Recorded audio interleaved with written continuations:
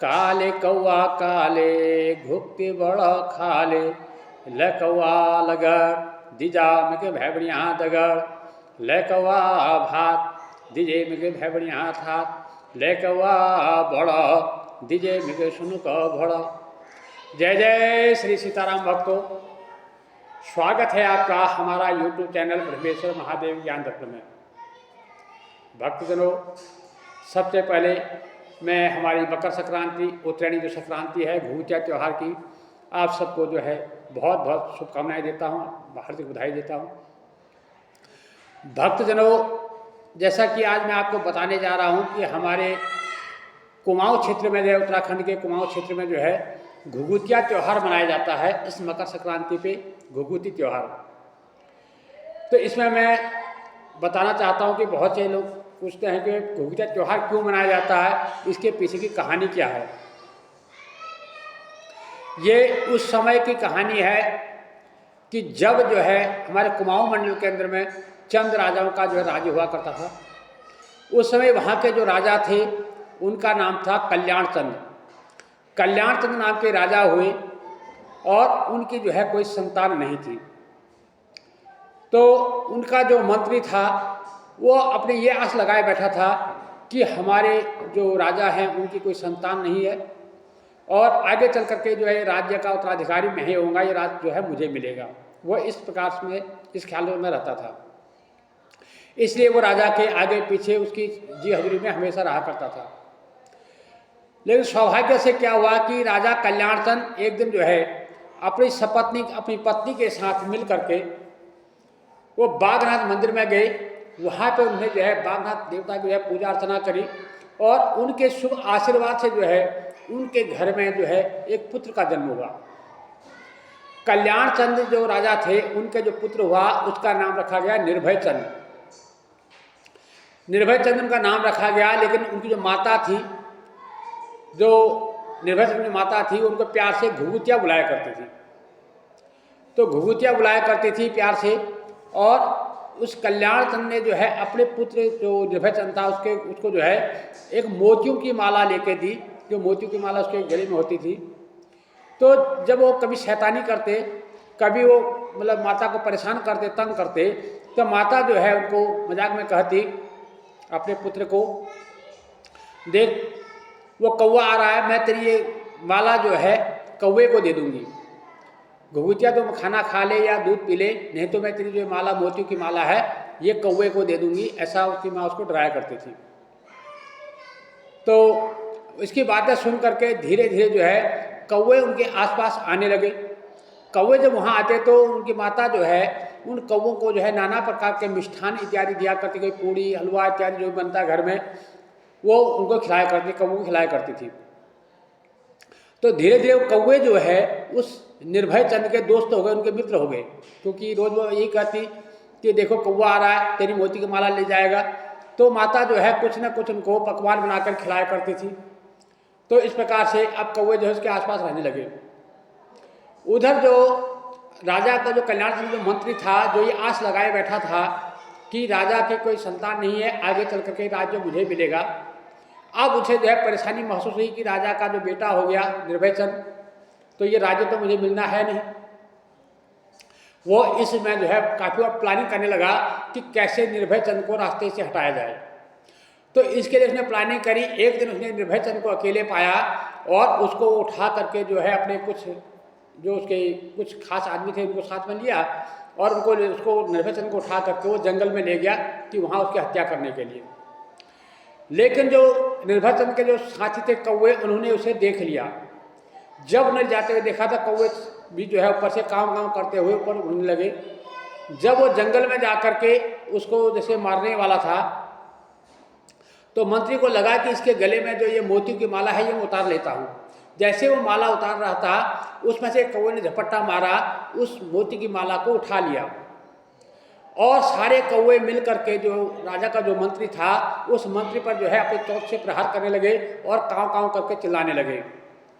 अब जो मंत्री था उसने निर्भय चंद बालक को तो पेड़ के नीचे रखा और वो कौवों से निपटने लगा।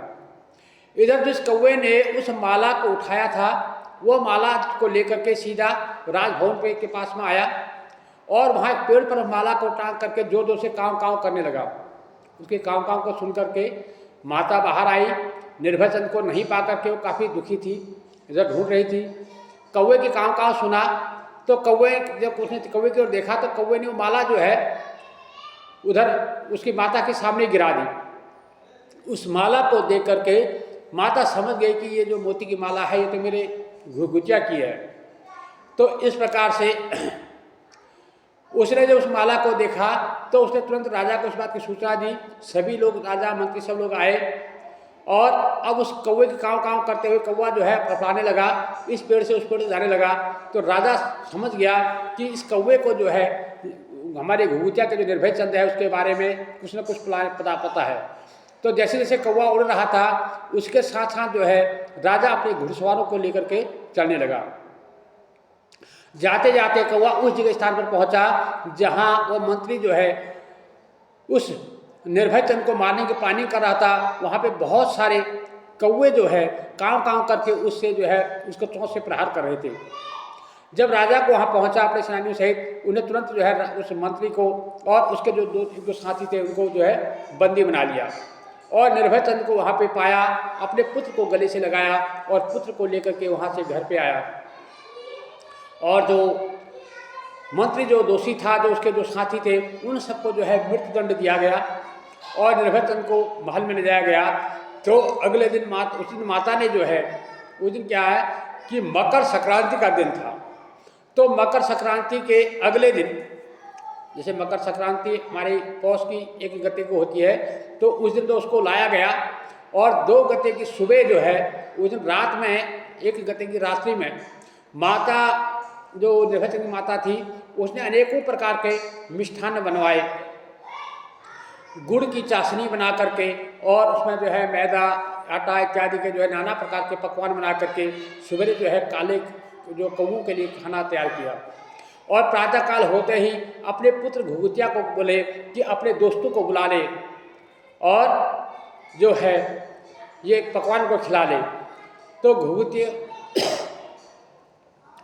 घुघुतिया ने आवाज़ लगाई, काले कौवा काले, घुघुती बड़ा खाले, इस तरह से आवाज़ लगाई। तो उसने जो है कौवे सारे आए और उस मिष्ठान्न पर टूट पड़े। तो जो वहाँ पर पकवान रखा था वो खाने लगे। तो इस प्रकार से जो है वो घुघुतिया की जो है कौवे ने जान बचाई। तो इस परंपरा के अनुसार धीरे धीरे इस बात का पता जो है कुमाऊं क्षेत्र के सभी लोगों को पता लगा, जो चंद राजा के जो राज्य में जो रहते थे सबको इस बात का पता लगा। तो सब ने मिल करके जो है इस त्योहार को मनाना शुरू किया। सब ने जो है उस दिन के बाद जो ये मकर संक्रांति के अगले दिन जो है घुघुते बना करके गुड़ की चाशनी बनाई और आटा और उसमें सूजी इत्यादि डाल करके, देसी घी, सौंफ इत्यादि डाल करके पकवान तैयार किया। एक उसका नाम दिया गया घुघुत उसका नाम दे दिया गया। और उसकी जो है माला बना करके अपने बच्चों के गले में डाल करके और बच्चों से जो है कौवे के लिए खाना ऊपर छत पर रखा गया और बच्चों से कहा गया कि कौवे को बुलाओ। इस तरह से ये बच्चों के जो है बच्चों के दीर्घायु के लिए इस पर्व को मनाने लगा। तो धीरे धीरे जो है कुमाऊं में इस बात का प्रचलन हो गया कि तब से लेकर अभी तक सभी लोग जो है बच्चे जो है मकर संक्रांति के अगले दिन प्रातःकाल जो है घुघुतों की माला जो है अपने गले में डाल करके और उस दिन वो कौवे को बुलाते हैं और उनको नाना प्रकार के मिष्ठान इत्यादि भोजन करवाते हैं और गले में अपने जो है घुघुत की माला डालते हैं और इसी प्रकार से आवाज़ लगाते हैं, काले कौवा काले घुघुती बड़ा खाले, ल कौवा भात दिजा हमको सुनुक थात, ल कौवा बड़ा दिजा हमको सुनुक घोड़ा। इस प्रकार से जो अनेकों प्रकार से इस प्रकार से उनको बोलते रहते हैं, कौवों को जो है मिष्ठान देते रहते हैं। तो इस प्रकार से ये घुघुतिया का जो त्यौहार मुझे जितना ज्ञान था अपने ज्ञान के अनुसार मैंने ये बताया। और यदि आप कोई भक्तजन इसके बारे में विशेष कोई जानकारी जानते हों तो कमेंट में हमें उसके बारे में ज्ञान दे सकते हैं, हमें बता सकते हैं ताकि हम उसमें सुधार कर सकें।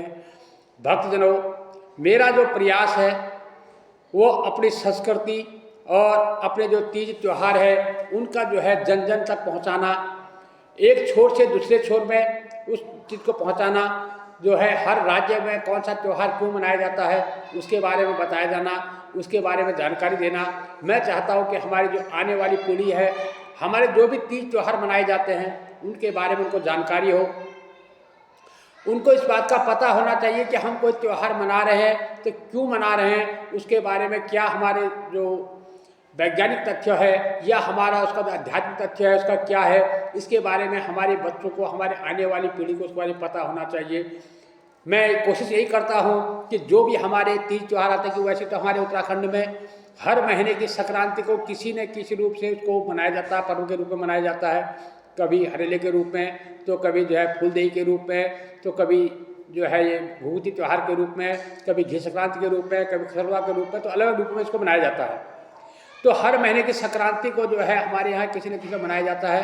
तो इस मकर संक्रांति का तथ्य जो थोड़ा बहुत मुझे पता था, ज्ञान था, उसके हिसाब से मैंने आपको बताया है।